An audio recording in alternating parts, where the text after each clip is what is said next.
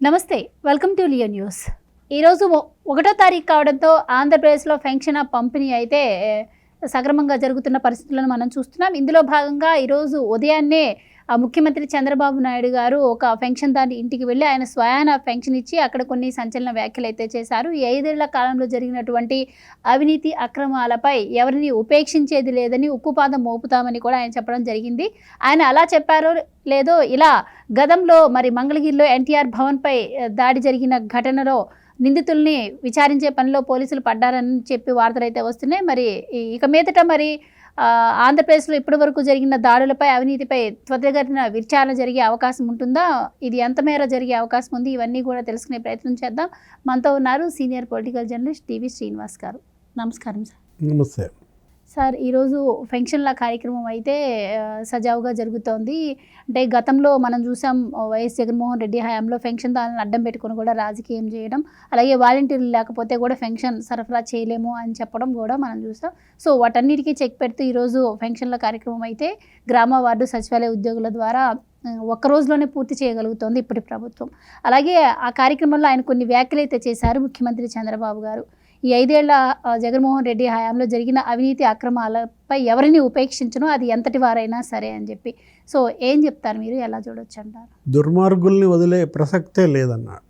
రౌడీలు గుండాల భరతం పడతామని ముఖ్యమంత్రి చంద్రబాబు అన్నటువంటి మాటలతో అది జరిగిన వెంటనే మళ్ళీ పోలీసులు వచ్చి ఎన్టీఆర్ భవన్ మంగళగిరిలో అప్పుడు జరిగిన దాడి తాలూకు ఎంక్వైరీ ప్రారంభించటం, అసలు వాళ్ళని గుర్తించే పనిలో పడటం, సీసీ ఫుటేజ్లు ఉంటాయి కదా, ఆ రోజు బీభత్సం సృష్టించారు. అది జరిగి ఇప్పటికి 2 ఏళ్ల 8 నెలలు అవుతాం. ఇది మంగళగిరి ఎన్టీఆర్ భవన్పై దాడి జరిగి ఇప్పటి వరకు ఆ కేసు ఏమైందో తెలియదు. ఏదో మొక్కుబడి విచారణలు దర్యాప్తులు చేశారే తప్ప దాన్ని అసలు వదిలేశారు. ఒక రాజకీయ పార్టీ కేంద్ర కార్యాలయం పైన దాడి జరిగితే అరాచక మూకలు 100ల సంఖ్యలో డీజీపీ కార్యాలయం పక్కనే కూతవేటు దూరంలో అంత బీభత్సం సృష్టిస్తే అద్దాలు పగలగొట్టి అక్కడ పనిచేసే సిబ్బంది తలలు పగలగొట్టిన దీంట్లో ఇప్పుడు ఇవాళ విచారణ ప్రారంభమైంది.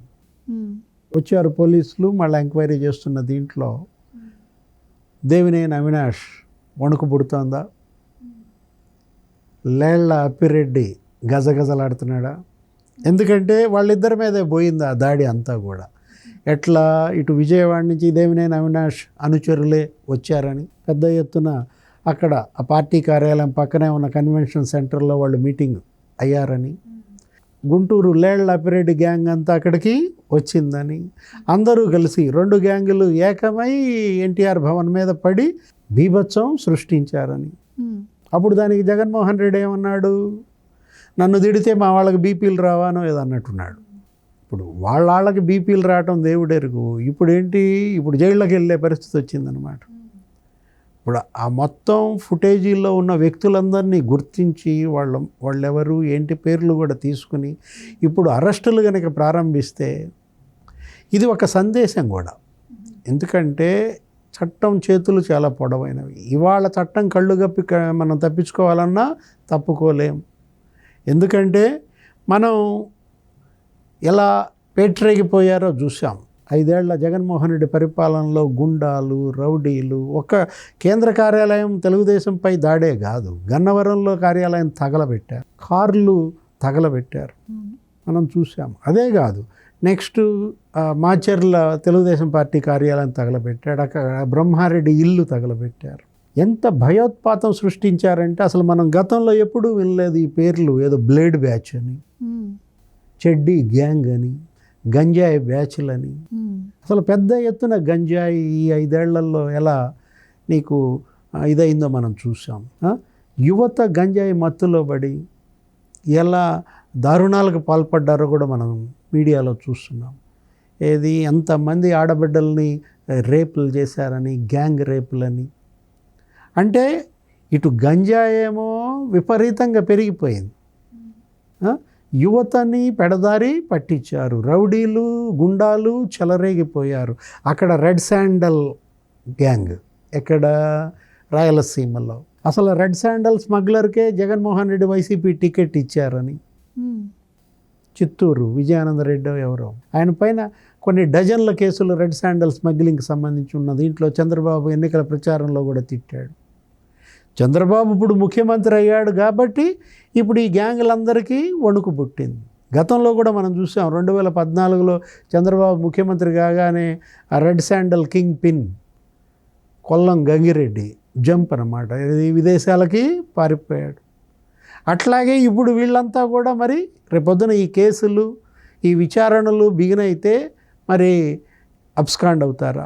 మొత్తం ఆంధ్రప్రదేశ్ అనేది ఈ 5 ఏళ్లలో నేరగాళ్ల స్వర్గంగా మారిందని, క్రిమినల్స్ హెవెన్గా జగన్మోహన్ రెడ్డి చేశాడన్న చెడ్డ పేరు వచ్చిందనమాట. ఎవరికీ భద్రత లేకుండా పోయింది. పారిశ్రామికవేత్తలను బెదిరించారు, వాటాల కోసం వాళ్ళని తరిమేశారు ఇష్టారాజ్యంగా. అసలు రౌడీకి పార్టీ ఏముంటుంది, గుండాలకు పార్టీ ఏముంటుంది? అంటే పార్టీ ముసుగు వేసుకుని రౌడీలు గుండాలు ఎంత చెలరేగిపోయారో.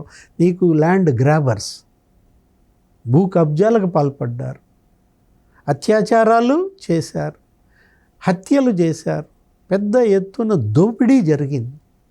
వీటన్నిటిపైన గనక చంద్రబాబు దృష్టి పెట్టినట్లయితే ముందు ఆయన పోలీసు శాఖని ప్రక్షాళన చేయాలి. Home minister Anitha, deputy CM Pawan Kalyan, ఇవాళ ముఖ్యమంత్రి చంద్రబాబు ముందు ఆంధ్రప్రదేశ్లో శాంతి భద్రతలు నెలకొల్పాలి. ఈ రౌడీలు గుండాల బారి నుంచి ప్రజల్ని కాపాడాలి. అప్పుడే ఇక్కడికి పారిశ్రామికవేత్తలు వస్తారు. ఏది శాంతి భద్రతలు కనుక లేకపోతే నీకు ఇండస్ట్రియలిస్టులు ఇక్కడ రారన్నమాట. మనం చూసాం ఆ సోలార్ పవర్ ప్లాంట్స్ వాళ్ళని బెదిరించి ట్రాన్స్పోర్ట్ కోసం వాళ్ళని తరిమేశారు. అక్కడ నీకు తుపాకులు చూపించి బెదిరించారు వైసీపీ నాయకులు. అక్కడ ఏదో ట్రాన్స్పోర్ట్ కాంట్రాక్టుల కోసం ఇవ్వలేదని సోలార్ ప్యానల్స్ బద్దలు కొట్టారు.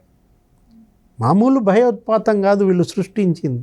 అసలు ప్రజలకు అసలు భయం అనేది ఎంత పెరిగిపోయిందో మనం చూసాం.